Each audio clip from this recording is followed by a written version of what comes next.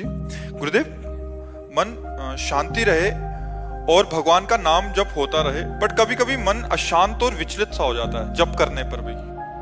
चिंतन, जब तमोगुणी चिंतन होगा तब मन अशांत और विचलित हो जाएगा, और जब रजोगुणी चिंतन होगा तब मन भोग, मान, प्रतिष्ठा, रुपया, पैसा इसका चिंतन करेगा, और जब सतोगुण होगा तब वो शांत होकर भजन में लग जाएगा।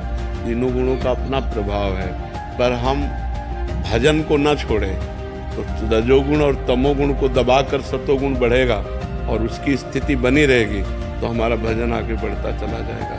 हमारा भोजन इसीलिए सात्विक होना चाहिए, प्याज लहसुन तक भी नहीं पाना चाहिए, क्योंकि ये तमोगुणी होते हैं, इससे तमोगुणी की वृद्धि हो जाती है। सतोगुण बढ़ाने वाला भोजन, सतोगुण बढ़ाने वाला पेय पदार्थ, सतोगुण बढ़ाने वाला संग और सतोगुणी शास्त्र, तब हमारा सतोगुण बढ़ेगा, जिससे हमारा चिंतन बहुत बढ़िया होने लगेगा। अगर हमारा चिंतन शांत होकर होने लगा और आनंद मिला भजन का, तो फिर रजोगुण तमोगुण की परवाह नहीं होगी, फिर वो भजन चलने लगेगा।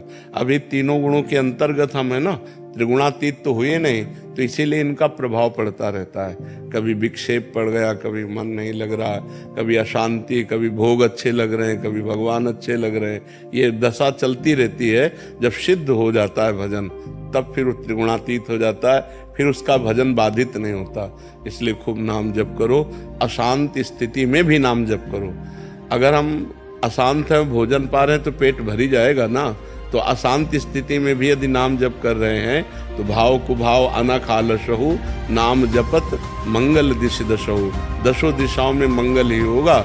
चाहे जैसी परिस्थिति हो, नाम न छोड़ना, ये सब ठीक हो जाएगा।